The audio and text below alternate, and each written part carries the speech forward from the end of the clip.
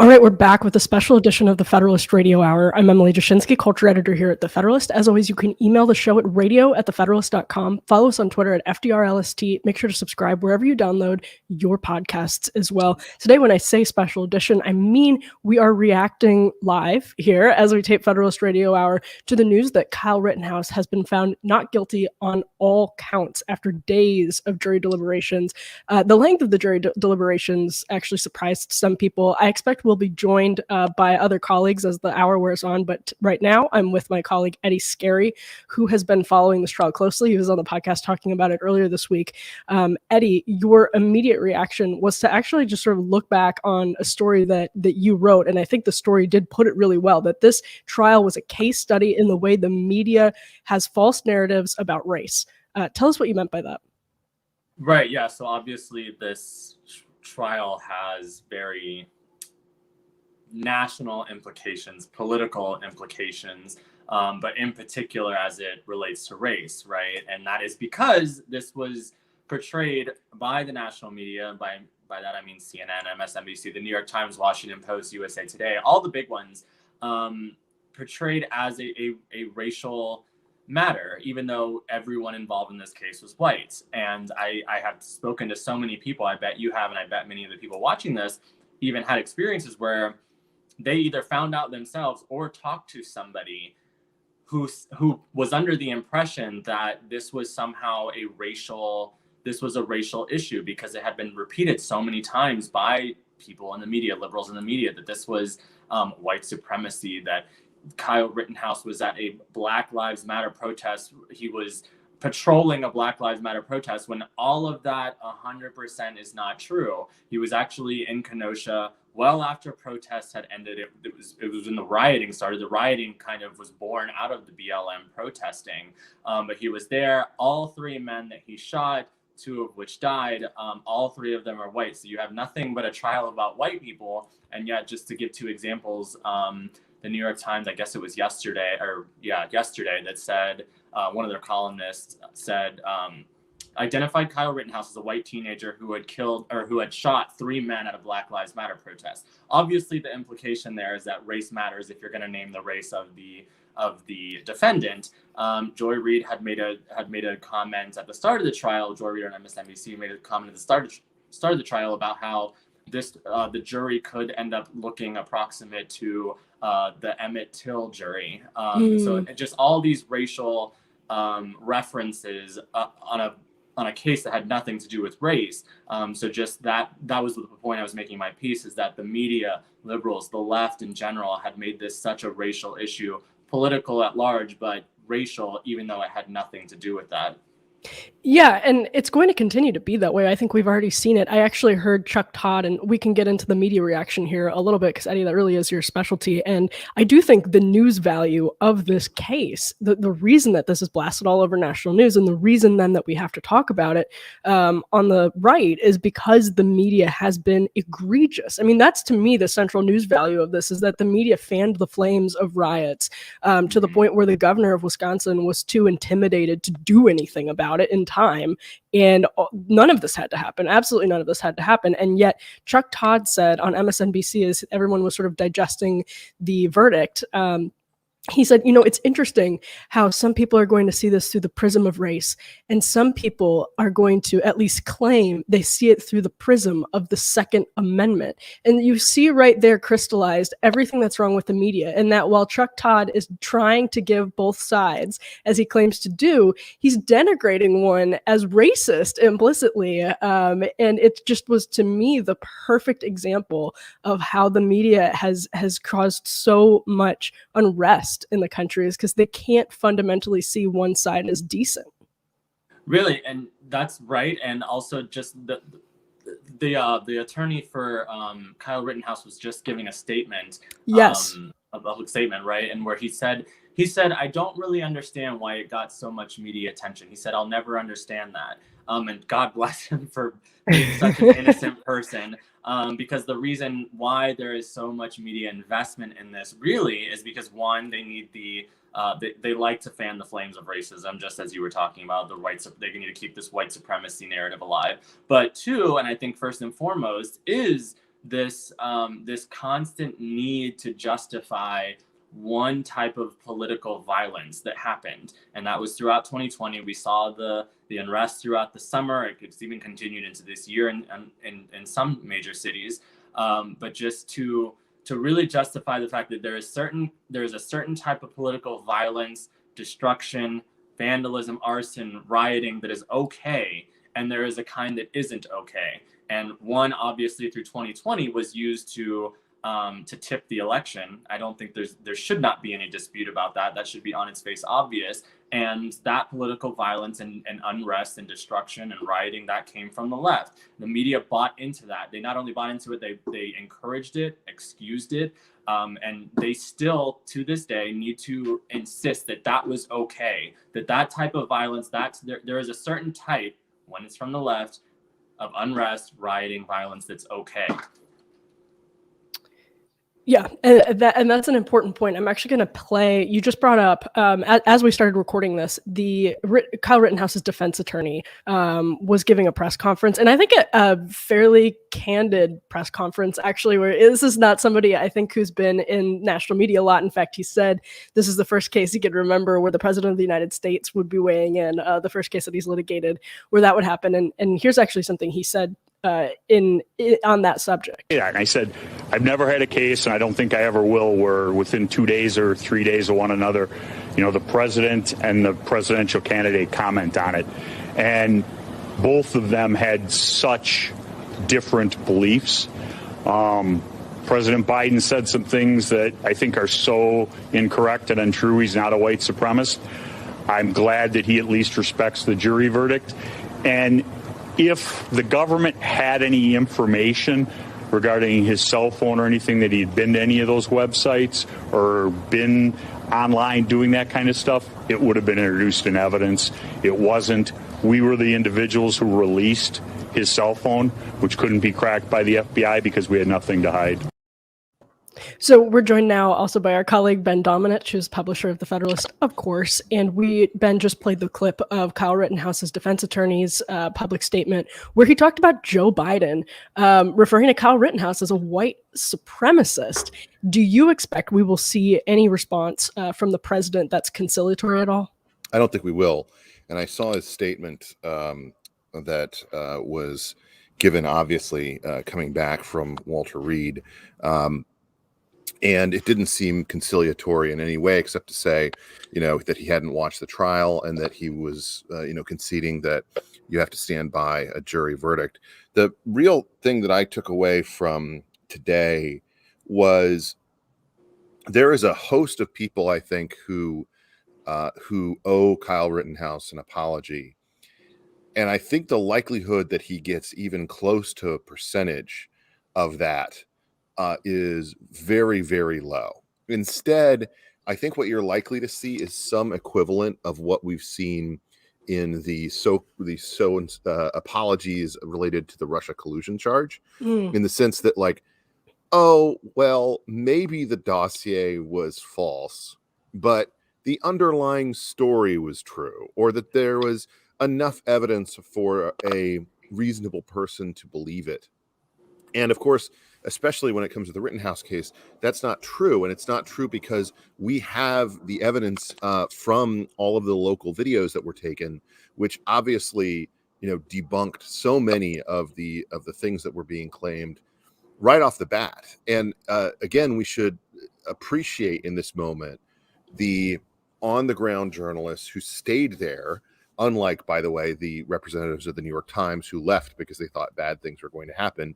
The people who stayed there are the reason, I think, that Kyle Rittenhouse is free today. And it's really an astounding state of affairs, because there's no willingness, I think, on the part of our media establishment to in any way question their pre-established narratives. And by the way, I have to apologize because I'm doing this out on my porch because my wife is still on some kind of feed on the inside. So I was hoping that was going to end, and it didn't. So that's why I'm late, and that's why I'm outside.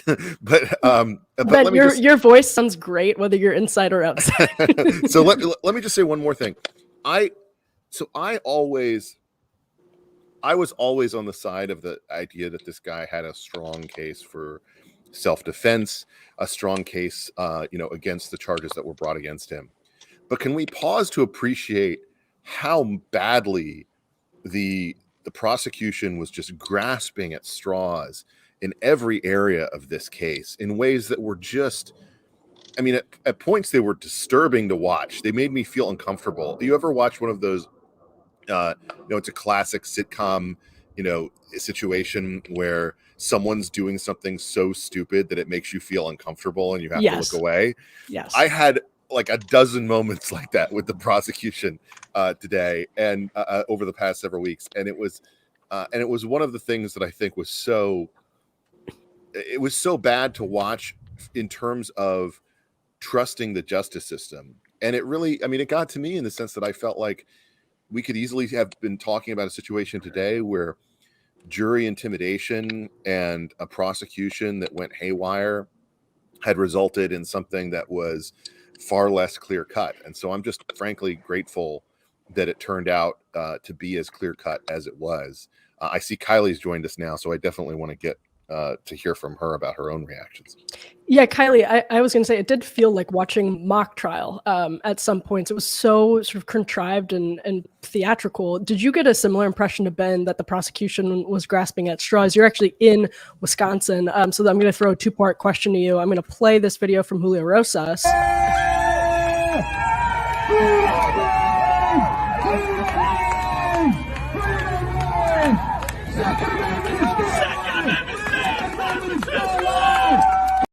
So what you're seeing there is a crowd that was gathered outside the Kenosha courthouse shortly after the verdict was delivered, and a big gathering of people cheering this as a victory for the Second Amendment. So Kylie, on the one hand, did you react similarly to Ben with the prosecution? And then second, what do you expect to see in Wisconsin tonight? You actually toured Kenosha after the damage initially in 2020. Yeah, so sorry I missed part of Ben's explanation there, but from what I caught, I completely agree with Ben. I found a lot of the prosecutor's points, mock trial is a good way to put it, but it kind of evoked almost a cringy sort of response where you're listening to the defense's fairly clear-cut arguments, and then it flashes to the prosecution just making very thin straw man arguments about ammunition that just seem irrelevant and saying things that are just blatantly contradicted by the video evidence. I mean, they were clearly grasping at straws. I don't know exactly what we'll see in Kenosha tonight. It's interesting to look at that video and see the response of people, taking this as a victory. I do think it's interesting, and I actually am working on a piece about this, that one of the prosecution and the media's main talking points throughout this entire trial was that Kyle Rittenhouse shouldn't have been there. He didn't belong there. He crossed state lines. You heard that over and over. And it's interesting that the people who got the final word in this trial were ultimately the jury. It was a group of people who are from Kenosha. They do belong there. They represent the interests of that community better than anybody else. And they brought back a not guilty verdict. And so I'm hoping that we see a fairly calm response, and that the outcome and the overall posture of the people of Kenosha is one of justice is served and not one of we need to take up arms again and let these people know how we feel by torching more businesses. We continue to see in coverage, we continue to see terrible coverage, including publications that list Kyle Rittenhouse as a white man, but not the race of his victims, which is one of those things we've heard from so many people on the left. They didn't realize that his victims were white because of the egregious media coverage for this. So I'm going to go first to Eddie and then to Ben. What were the most egregious, what did the media get the most wrong in this case? Or what were you most surprised by that the media continued to push? Maybe it wasn't so surprising, but what are you most what was the most objectionable element of the coverage? I mean, it's hard to pick one. I would say a couple things. One is, which is what got me interested in this trial, actually, was I had no idea it was even coming up. I had heard about when this happened, the incident, and I knew loosely about the facts. But as the trial's approaching, I said, oh yeah, I remember that. And they're talking about it. And instantly, and when I say they, I just mean, CNN, MSNBC, what I'm watching on the news, when they're talking about it, the whole white supremacy and the race thing comes up, and that's always a trigger for me that says something is not right. I'm being deceived in some way here. I know that's always the case when it comes with these stories. So I know I'm not getting the full set of facts. So I then had to go back, and I looked back and saw, okay, look, here's all the video. And one of my favorite things to do is always look at the original complaint against the defendant. In one of these cases, I did the same thing with Derek Chauvin during the George Floyd saga. You read the whole complaint to get the initial set of facts. You watch as much video you can. You say, okay, all the raw materials do not line up with what the media is saying here. So that, I would say, first and foremost, if you wanted the truth about this trial, you had to get the raw material. You had to watch the live feed of the trial. You had to read the state's original complaint. You had to watch the raw video, because everything they were showing you on CNN and MSNBC was just not true. The narrative that was being built day in and day out was not true. Otherwise, I would say kind of as a distant second, I would say, was just the upset and the nitpicking over what happened with the judge. Anything the judge said became a controversy. You even had the defense attorney saying, this was I believe his direct quote. He said, "I've never seen so much made over so little." And he was referring to criticism of the judge. One of the criticism that I read in USA Today was that his ringtone went off during the trial, and that was, what was the song? America. God Bless America. Yeah. God Bless America. Yeah, that song went off, and well, that's Trump's unofficial campaign song, so that means something. And of course, you got to tie that to white supremacy. So yeah, all of those, all of the above. But first and foremost, just the narrative that this had anything to do with race. By far the worst, most egregious media.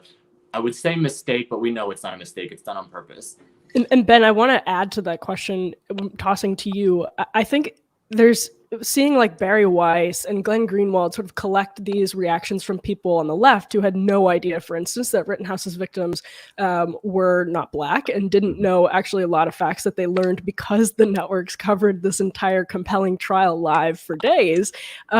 Is there a possibility that this is sort of a dam breaking moment that sort of builds on top of Russia collusion, that builds on top of Covington, where people on the left say, wow, I watched a lot of this trial live and I had like literal facts incorrect? Well, first I have to indict you both as being fake news, because I believe the ringtone was actually "Proud to be an American," which is Lee Greenwood, and it's not. I mean, again, it's like that's like such a classic old man ringtone. Yeah, Midwestern boomer. Yeah. Exactly. It's like it's the most. It's like, of course, that's what his ringtone is. What do you think else it's would going it be? to be? You know, Smoke on the water. On. You know, is the judge supposed to have Megan Thee Stallion, you know, or something like that? But the Lizzo. thing, that would have been funny. But of course, that now I'm outside, so this car alarm. No, so the thing that I agree completely with Eddie, that the thing that stuck out to me as being the underlying element of this trial, that the media pushed, made a thing, and was obviously wrong from the get-go, that was so objectionable, was any element of race, in the sense that, you know, both Kyle Rittenhouse and everyone who was shot that night was white. Okay, they were all white Midwesterners, you know, and they were people who, you know, you can make some argument about. I mean, Nicole Hannah-Jones has, you know, tweeted out this thing about, you know, this being yet another heritage of 1619. America's sweetheart. Yes, America's sweetheart, Nicole Hannah-Jones. I'm sure destined to be Times Person of the Year. And it's one of these things where, like, that is so on its face false, but also stupid. That's just a very stupid thing to say. It had nothing to do with what was going on there. Now, the actual story from my perspective is, it's sad that Kyle Rittenhouse even felt the need to show up, whether you think he should have been there or not. The fact that he felt the need is itself an indictment of adult members of the community, and of course of the leadership that didn't send in National Guard, didn't send in, you know, a heavier police presence in order to prevent against the kind of riotous violence that led to livelihoods being destroyed, places being burned down that had nothing to do with anything. And so it's like on a certain level, I'm glad for this verdict, but I think the actual lesson should be, what is the right way to respond to these riots? And that was what was so telling about the anecdote that Nellie Bowles included in the latest Barry Weiss Substack, which was that, she had written while writing for the New York Times, she had written a lengthy piece based on her interviews that she did in Kenosha following up on what happened. She wasn't there, I believe, at the time of it, but she went back and talked to a bunch of people and basically found that the media narrative was false then, back in 2020. She was saying, the media narrative about what happened here was false. The people who were hurt were not people who were being targeted because of any kind of white supremacy. It was, a middle class to poor multi-ethnic part of the community. Kylie can probably speak to that. And it's one of these things where, that's obviously a story that needed to be told. And her takeaway was, it was just so weird and strange that the New York Times told me they were going to sit on this until after the election. And to me, that's really time and again what we run into when you're battling against these corporate media behemoths is, if the story does not serve the narrative, we're going to sit on it. We're going to wait on it. We're going to diminish it. We're going to save it until some point where we feel like it's safe to tell people the truth about what's going on. And then we're going to feign some kind of naivete about, the elements that all went into that. And to me, that was the most egregious aspect of this. They allowed this to turn into something that was a race-based tension conversation, as opposed to one that should have been about community property and how people felt the need to defend themselves when the cops weren't there, which is itself an indictment of a whole different aspect of how we govern and protect ourselves. But the media is going to play this game again. They will be drawing this out, and they will do their best to spin this result into yet another indication of white supremacy, just as they did the results of the election in Virginia, just as they've done so many other aspects of the culture war that we've seen play out in recent years, when in fact there is simply no evidence to support that cause whatsoever. It's all about their own creative frame of what's going on, and not about the truth. Yeah, I think there's already like sour grapes analysis of the judge, as we talked about a little bit earlier, that feeds into that. Like, this is about the failure of the American justice system and systemic racism and white supremacy that is baked into the system. And that was really an inevitable outcome of a not guilty verdict. Now, Kylie, so I'm sort of from about an hour outside Kenosha. Kylie lives in Wisconsin currently, and was on the ground and taking video, talking to business owners. I think 35 small businesses were destroyed in these riots. If you add all total with damage, I think it was something around 80. And even damage is hugely costly, especially amidst a pandemic where people were struggling immensely. And that's not to mention all of the other emotional damage and trauma that was caused by these riots. What did you see that the New York Times didn't want Nellie Bowles to talk about? What did you see that we published back then? And who's on your mind now as we sort of wonder what will happen on the ground in Kenosha tonight? Yeah, well, there's one particular business owner that I think about a lot. He was the owner of Rhodey's Camera Shop, and we spoke to him at length. We did an interview with him, Avita Duffy and I, when we visited Kenosha. He didn't rebuild because he was close to retirement and didn't think that it was worth it to rebuild. And, if we see riots in Kenosha tonight, it's probably a good thing he didn't rebuild, because I think I hope and pray that there aren't riots there tonight, but if there are, you're probably going to see a lot of people who are just now starting to get back on their feet and could potentially have the rug pulled completely out from under them again. But in the aftermath of the riot, I mean, the city looked like something like a war-torn country, sort of. There were burned buildings, boarded up windows with messages written on them in spray paint that said, please, kids above, the elderly live here, just desperate pleas for the unrelenting mob to pass by them. And these boarded up windows are pointing at storefronts that are completely burned out and windows that are smashed. And The camera shop that I had mentioned was a complete pile of ashes. There was just absolutely nothing left. And when we talked to that particular business owner, he told us about when he learned about it in the middle of the night and just seeing the business up in flames and just not being able to do anything about it. Of course, you saw this week during the trial plenty of videos of Car Source being just completely engulfed in flames. And that business was another one where there was just nothing left. I mean, everything that remained was an absolute burn to a crisp shell of what it once was. And like I said, it's hard to know what's going to happen in Kenosha tonight. I think the governor has called in the National Guard in preparation, which he should have done earlier last time.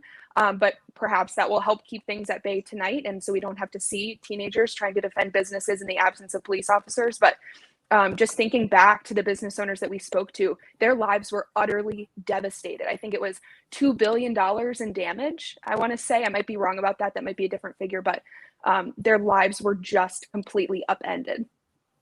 And I think that's a good example of how media bias isn't necessarily it's the old "if it bleeds, it leads" maxim doesn't really apply anymore, because there was a lot of bloodletting from these business owners, and there were a lot of incredible stories. As the Nellie Bowles story, which was ultimately published after the election, literally a couple days after the election, if not the day after the election. You can read it; it's very compelling. It's hard to imagine the New York Times not wanting to publish it for any reason like that.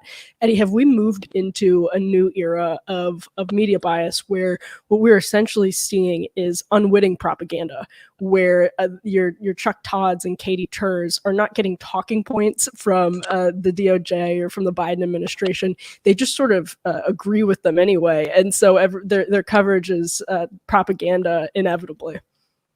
I would say, like, kind of tagging on to what Ben said about how this it seems like the Russiagate stuff, which is if there is going to be any kind of acknowledgement that we got anything wrong, it's just so far after the fact and so like such a footnote. I couldn't even believe they did it. The wording on this was so remarkable, shocking even. The Washington Post, when they retracted a bunch of I think it was 2 articles or something this week that were a year old about Russiagate, and they said, we can no longer stand by pieces of this story. We can no longer meaning after the 2020 election's over. Now that that's over, yeah, we can no longer do it. What fine timing. I think that this has been the case for a very long time, is that, and you actually see stories about this from media reporters at the New York Times and the Washington Post. I've read a few where reporters are now more interested in taking a stand on it's a moral cause. It's a moral crusade. And what's the right issue that we come down, and that's how we push and chase stories anymore. What's the and I wrote about this in my book, Privileged Victims, was we have to decide who is the oppressed and who is the privileged, and that's the way we're gonna frame every single narrative, every major story, and we have to take a side and we have to push it from that side. So I think we've been there for a while. I don't think that this is particularly new. I just think it's one of the major examples of what has been the shift in journalism, probably going back to definitely on steroids in the Trump era, but probably even predates that by a few years. Yeah, I think it does. I want to ask you two Wisconsin girls to weigh in on one particular aspect of this that seemed to take over blue check conversations, but struck me as being particularly ludicrous, which is this whole he crossed state lines thing. Now, I live, as it happens, very near the border into DC and the border into Maryland. In fact, it's basically equidistant in terms of me going to Capitol Hill to do an interview as it was for Kyle Rittenhouse to drive to Kenosha. It takes the exact same amount of time. And so the idea that this was some crazy thing for him to do, especially when his dad lived there, struck me as just such a fraudulent little aspect of everything that people were glomming onto. Were you offended at the ignorance of the geography of the Midwest? Well, it's so ironic because it's not the geography of the Midwest. Like you said, the irony of it is that the people commenting on it most were people probably living in New Jersey, commuting to Manhattan, or people who, live in Arlington and commuting to Capitol Hill. It's people inside the Beltway who who cross state lines every single day to go about their business who had the most things to say about this. I thought it was really interesting because I'm from southeastern Wisconsin, and there's a joke, and anybody listening who's from Wisconsin or Illinois, Northern Illinois, knows this about the Northern Illinois people who cross state lines into Wisconsin with their jet skis and with their pontoon boats, and just like in snowmobiles, and just like wreck our bars and cheer for the Bears, or the Blackhawks. What is like that's not what's going on here. And so there's not a lot of love lost in that situation. I kind of wonder if that was the germ of this narrative and the sort of mindless... It's the way that I feel about Maryland drivers. Yes. Yes. But I wonder if that was the germ of this, and then the media realizing that this made it sound much more of a severe crime and much more of a dramatic offense latched onto it. And then it was just sort of off and part of this narrative. Like it became such an important part of this narrative, or they just assume the entire Midwest is like Nebraska, and to get from Nebraska to like a Dakota, it's all like it's a very serious effort. Yeah, go ahead, Kylie. The distance that Kyle Rittenhouse had to travel from Antioch, Illinois to Kenosha, Wisconsin is about the same distance, if not shorter, that my family living in the sticks of Wisconsin had to drive to go to a Walmart anywhere in any direction. Yeah, exactly. So, yeah, and that doesn't really exist. The other thing that was so striking to me about this is just this attitude toward the Midwest that seemed to underlie a lot of the coverage that, again, it depicts everyone in the Midwest as being some kind of crazed, gun-toting, red stater type, and it's not. I mean, there's a reason that they're swing states. There's a reason that they have gone back and forth, but it brings me back.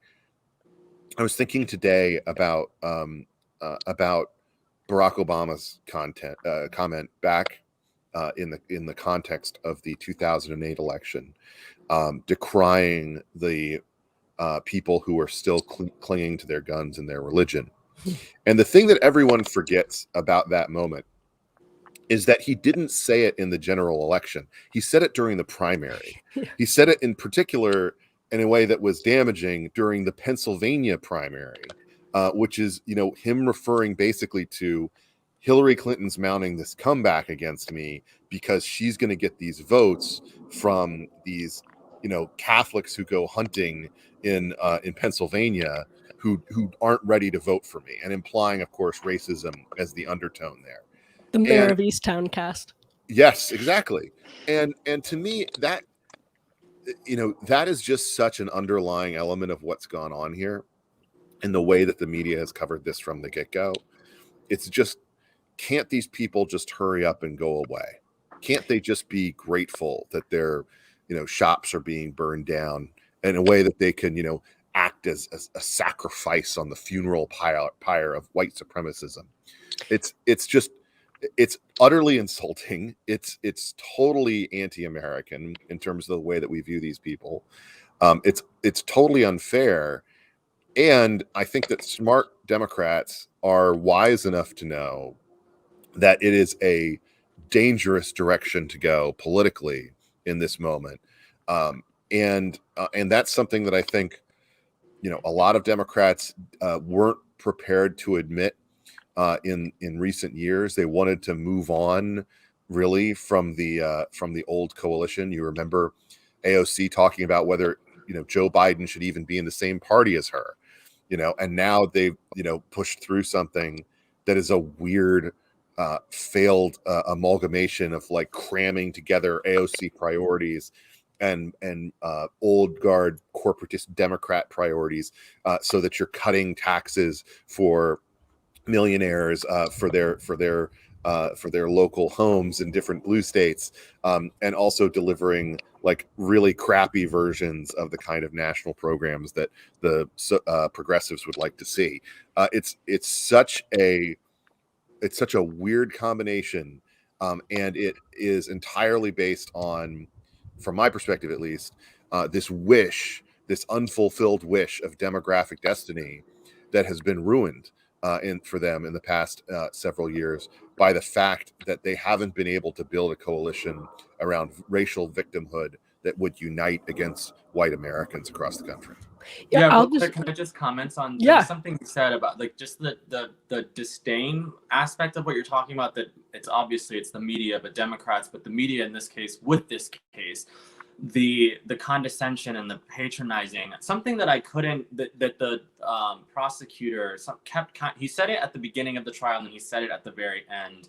He asked the jury this: can we all agree that a person's life is more important than their property? And what he was getting at was just that the destruction and the rioting and the burning down of things, that doesn't necessarily justify someone killing someone else. And I guess we could agree on that.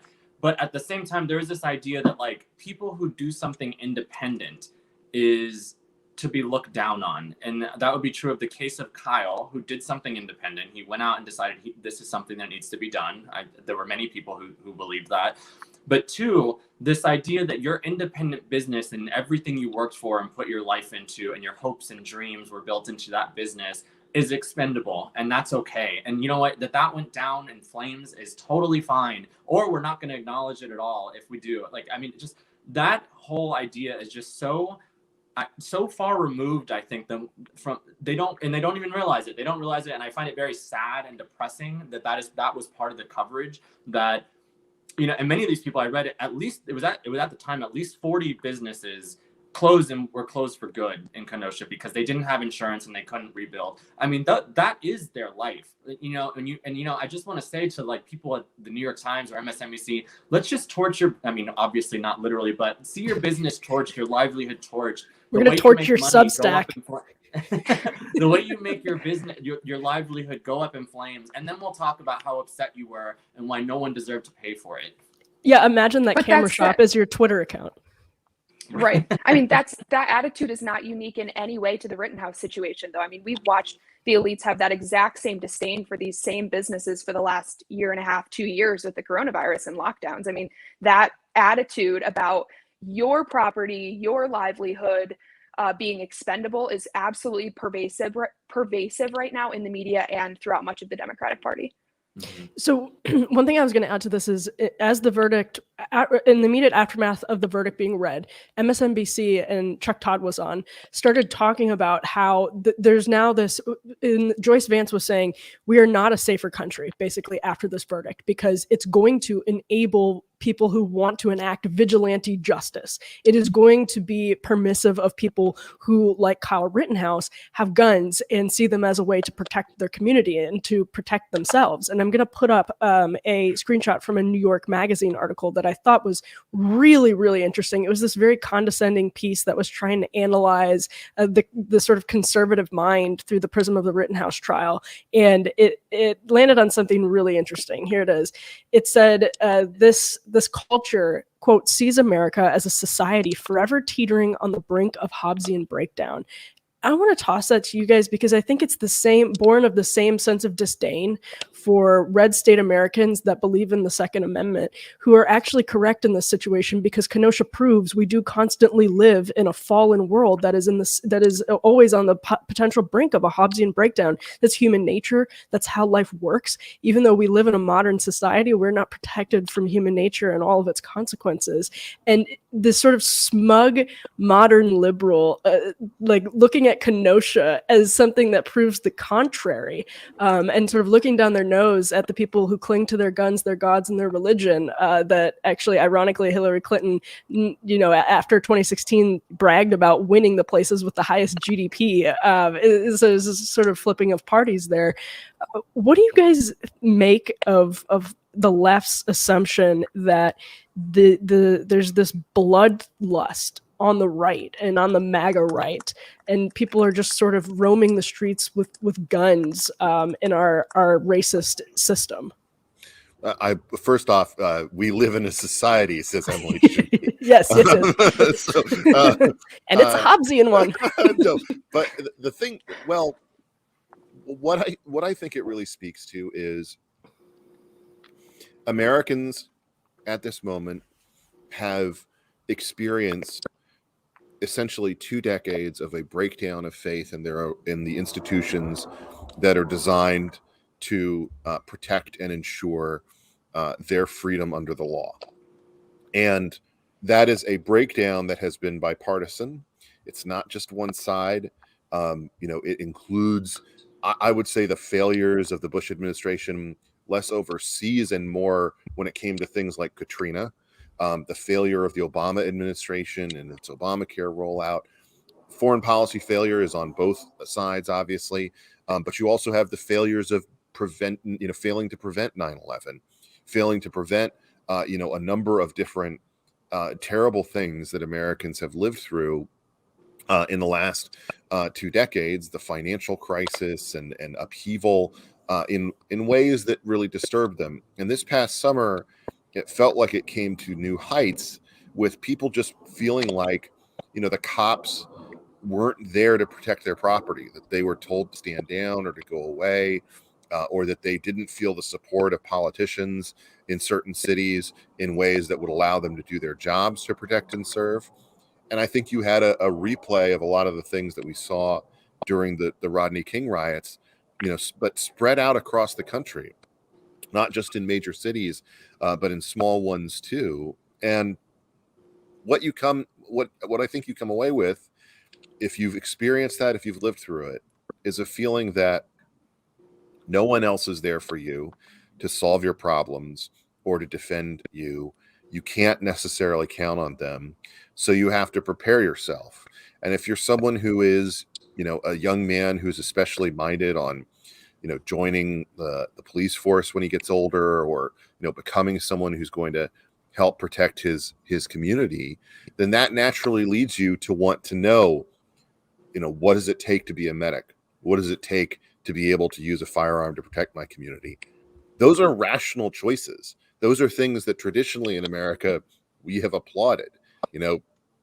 As much as you can have this revisionist history about Koreatown, the fact is that those people who protected their livelihoods and their business were heroes, and that we should view them as such. And so the thing that I think we have to appreciate is, for a normal American, when the institutions seem like they're failing you, or even worse, that they're turning against you, then there's a natural tendency to not just become, a Kyle Rittenhouse, but to become an Ashley Babbitt. The kind of people who feel like everything is breaking down around me. I can't trust the government. I can't trust the media. I can't trust the military. I can't trust the local cops and government officials. And now in this most recent election experience, I can't trust teachers and the school boards. Then it's going to have political consequences and societal consequences. And so when people act surprised by them, I feel like, have you been paying attention? Have you been watching what's happening?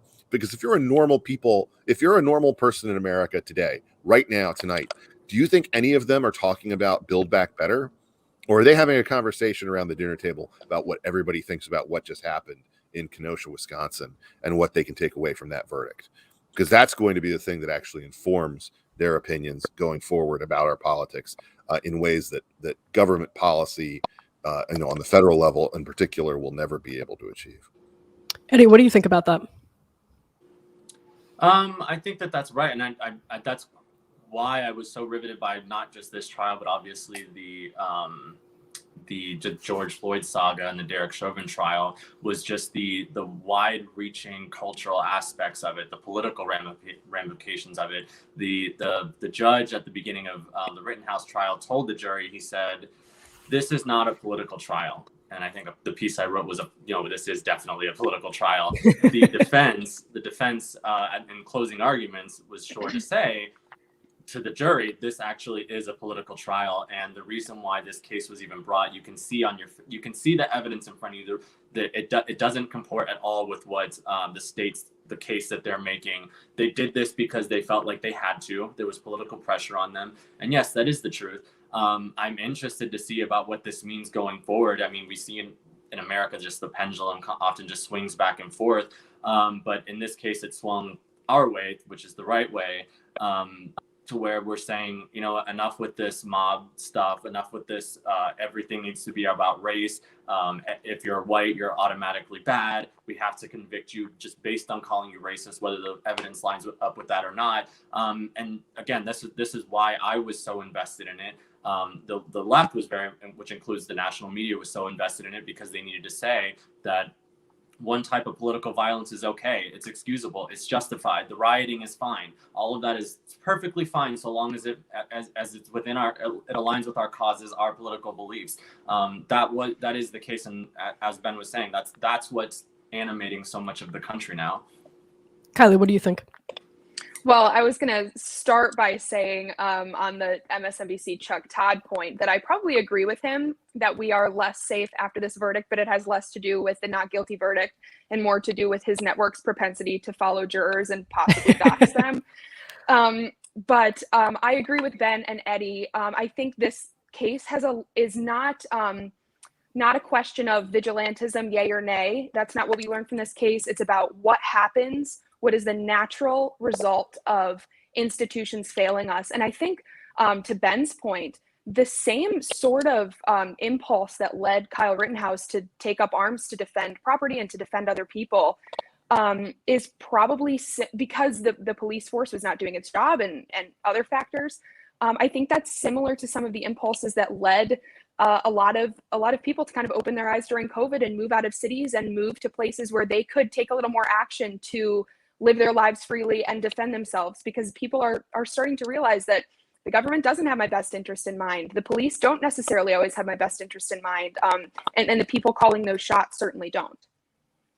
Yeah, absolutely. And let's close on one broader question, and you know, fold any of your final thoughts into this question. I'll go around the horn. Is there a sort of net, other than the obvious victory here of justice being served, and our justice system doing its job, and the media narrative being defeated, is there any chance that this moves the ball forward? And by forward, I kind of mean backward toward a sense of normalcy, and backward to a sense of where we can find trust again? Or does this actually have a net impact of exacerbating all of the tensions? Does that depend on whether we see riots tonight? What do you guys think? Is this a moment where the ball was moved forward for the country, and a sort of net effect, or do you think this is another one of those things that is going to keep us divided? And one thing I'll add to that is I actually think a lot of really normal people broadly in the country probably thought this was the right outcome. And the media class is out of touch with people in the public, whether they're independent or left of center.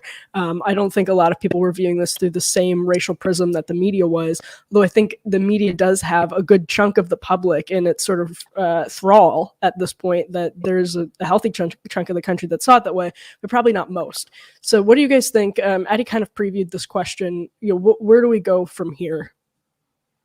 I think that anyone who has been paying attention to the trial through the media probably now is looking at that verdict and very confused, because they're thinking, wait, no, he was obviously guilty, because that's what I've been led to believe. So I don't know that I agree with you on that point. The one thing I will say is that due process now is a battle that is going, this did not settle that question at all. Due process is something that we are going to be fighting for some time now. We see it in basically every aspect of politics now. And I think another example would be the Me Too stuff. If you're accused, that's just supposed to be in and of itself evident that you're guilty of something.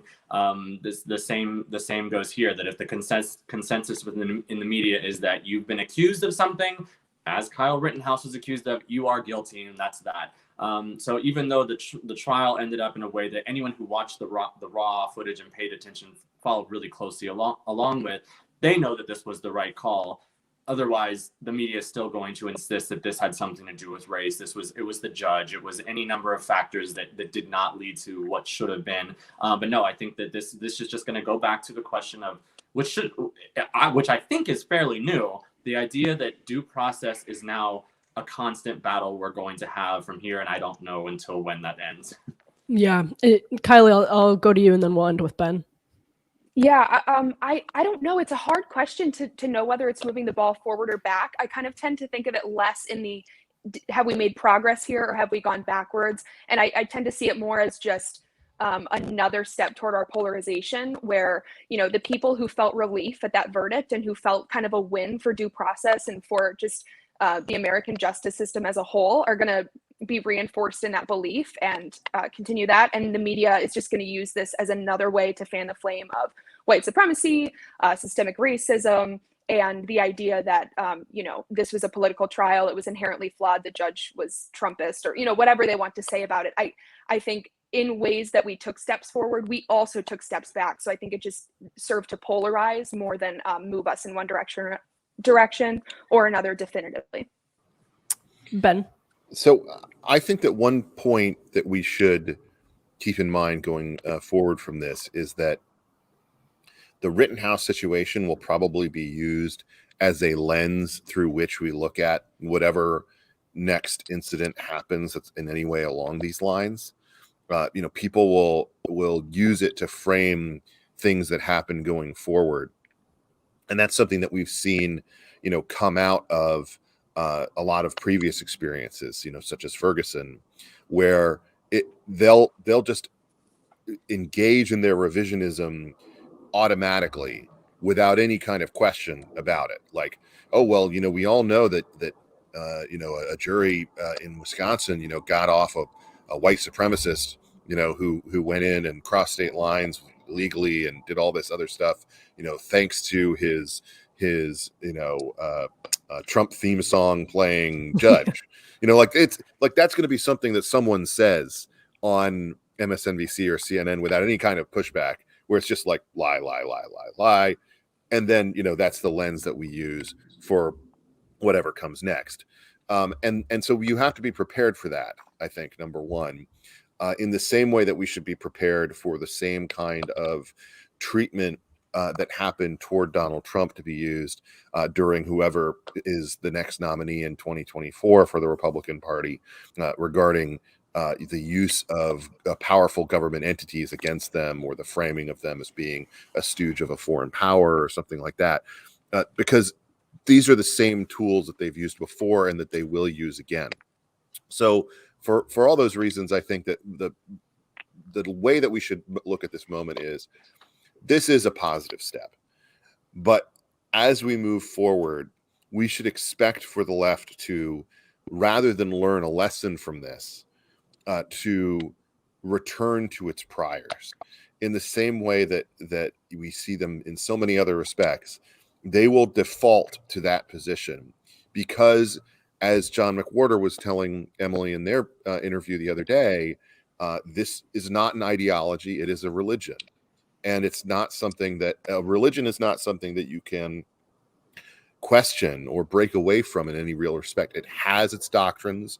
You are meant to hold to them in every respect, and questioning them runs afoul of the entire hierarchy of the left. So I think that, unfortunately, we are not going to see some kind of mass learning experience, going back to one of your earlier questions, Emily, from a lot of people. What I do think is that we're going to see a continued slant among independent-minded people politically, and from people who perhaps once considered themselves liberals, toward distrust of the very media outlets that they once bought hook, line, and sinker, because they understand at this point there just have been so many stories that they got wrong, and they feel embarrassed about it, and they don't like that feeling. So we'll see where we go, but unfortunately, I think that we have to, gird your loins. This is not going to be a situation where the left has some kind of mass questioning of the lies that they have embraced. Yeah, I think that's right, because to do so would be an incredible concession of incompetence, and nothing short of that. I mean, that's what it would have to be, unless they are also admitting their religion is wrong. To Ben's point, I'm sort of fascinated by this question of whether the independent-minded people who are recognizing, like people like to say, "Oh, media distrust is a bad thing." Yeah, it's a bad thing, but right now it's great because that's the reasonable reaction. You should absolutely distrust our legacy media, and so I'm fixated on this question of whether the independent-minded people's growth is outpaced by the people who are sort of going further into their trench of wokeness, and getting more and more disinformation from the legacy media. And I don't have a good answer to that. And I think this trial poses a really interesting question. It seemed to have really shaken some people on the left, because when you play this kind of thing live, you learn a lot that you didn't get when you were reading stuff that was filtered. So I do think this trial poses that question interestingly. And I think that's kind of the question of our time going forward. So thank you, Ben Domenech, Kylie ZEMPEL, and Eddie Scarry for joining us on this special live reaction to the Rittenhouse verdict on Federalist Radio Hour. All right. All of them kept themselves on mute in case you're listening to the audio version of this podcast, and did a polite wave, which worked perfectly. Well, you've been listening to another edition of the Federalist Radio Hour. I'm Emily Jashinsky, culture editor here at the Federalist. We will be back soon with more. Until then, be lovers of freedom and anxious for the fray.